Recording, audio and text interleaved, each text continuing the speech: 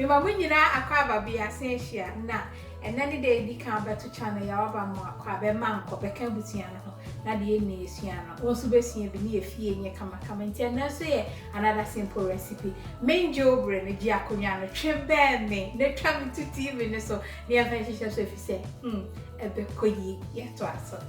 abusia fo antini oma me wo ha de simple na so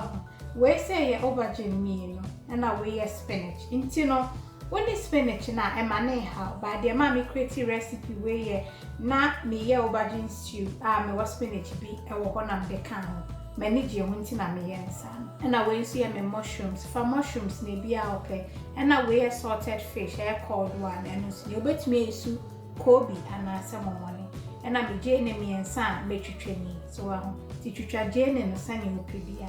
na me mackerel so ni fillet one and so ni na we nso ye nkosua 4 nkosua no betumi di bi aka ho ana so bete so na we nso ye me tin fish pure cheddar we betumi yi so emu bia ebekoyi na we ye 1 chopped tomatoes 10 no and nso ni na we ye garlic ama chop wa ha se na we ye memekwa ama chop na we nso ye garlic ama chop nti eno we ni simple kra ti ji akonya no ne yefenhihye so abusia fo nti me de mango egu me chensi mo na maso na afa de omomone no ana se salted fish na de egu nti mfe ngu ma ya hyehyeehye so on a low heat na chesa chimo bre wa ma kama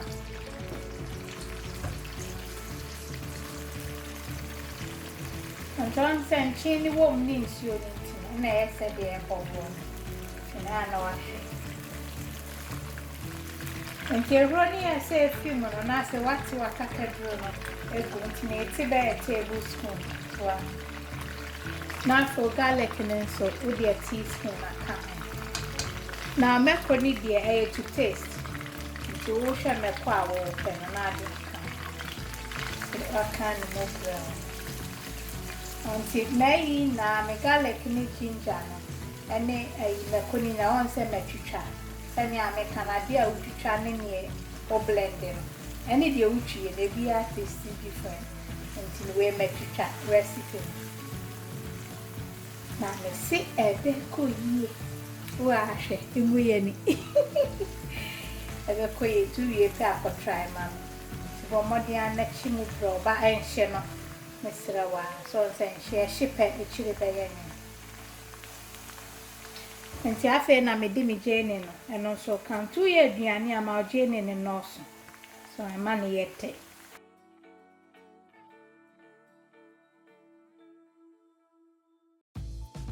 me jesi su ne mo achebro na afia ko the next stage nti ye jene ya ni egu so achimo bro so high sham one salted fish kakra no akuyi ba unia wo ko bia fa na feye ana so se momone so a eno de na akuyi o so tiam rashia diana me mun chebrel timi den ya na gusi o si so bro over 10 minutes bra so afi na aye de me na so do toast no chop one 2 are fresh ones na ubetumi dia ye isi wa timitem fish no me kwa akoso ne nsuo na ewo ho no e dia beka ayi me sanfru mu dia ka ho enti tin fish no brine e hu nsuo ni so timi fa nsuo bia enka ho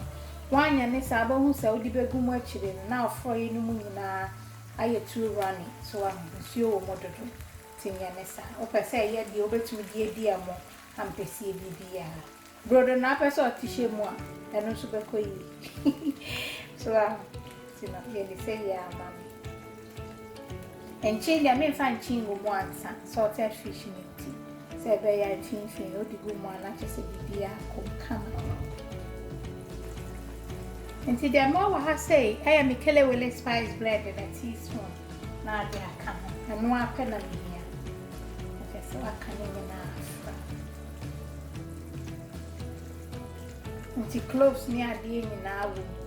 spices ne herbs a ya kan franti eka upe bi so originalmamabetty.com ubenya bi wo hono And as a shop sa ye jegusu ne nyina no obenye bi kama.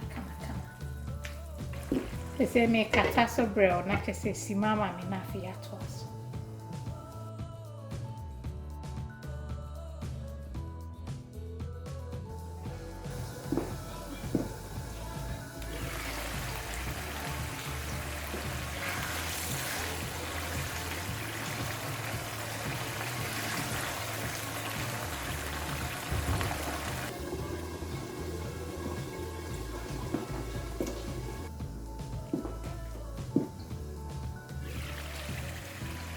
Ya fry ya ni egusi yo so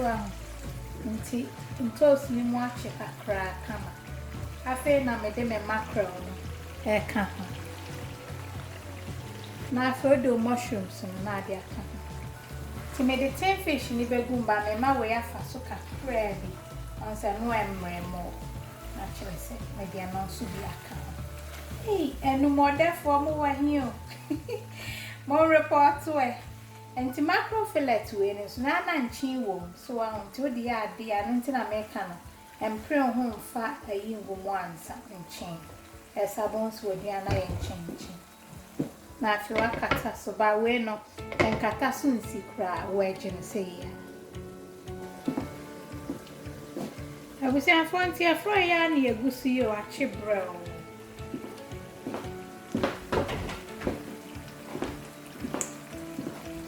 no can no say achi brew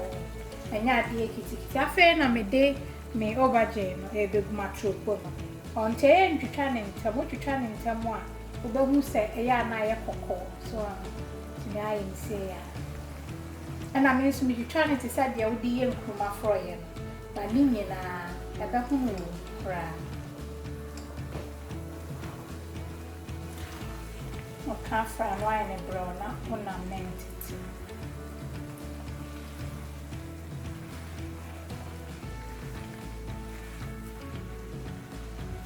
yene say ya enu nyina akransa me be kata so bon se steam no eno akasa e be ma enu nyina ye bete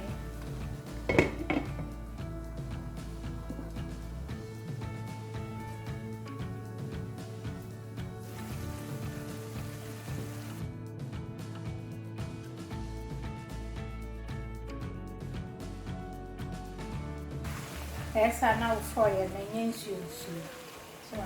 yeah, come on. Jayu. Nti afa na mdi metina pa no aka ho. Enu mo adafo mo wa hi o. Ne bu mu mienu. So aha, no I see ya.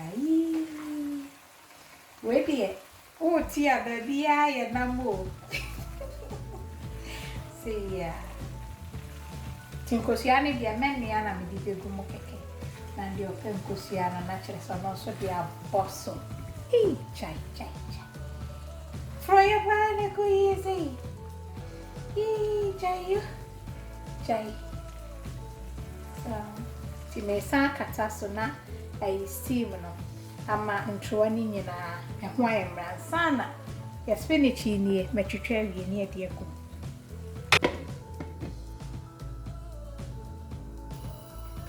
Ya froya de guswe wa she sani ai kama so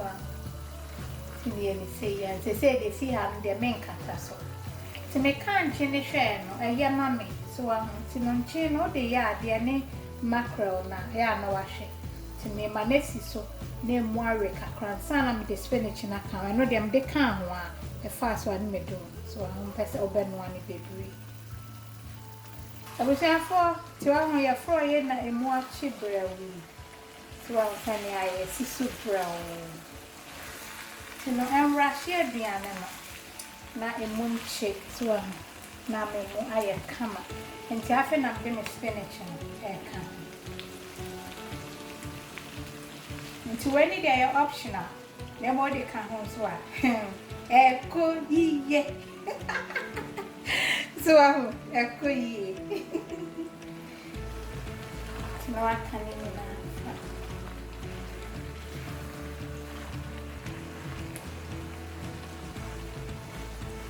de me buy ready so asisutin kosua no de me noa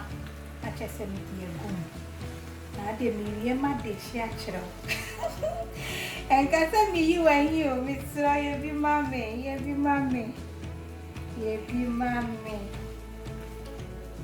ah froya na kama se chaiyo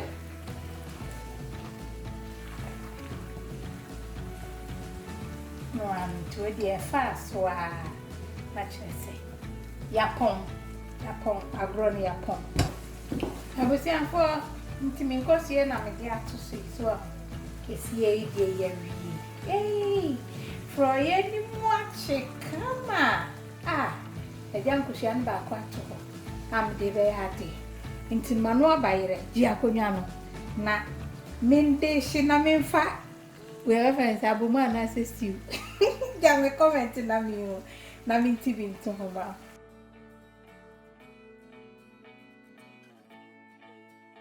awuji afọ wa wo hwe stew ne guba yire hu anaso se gubo de hu anaso okoko bi a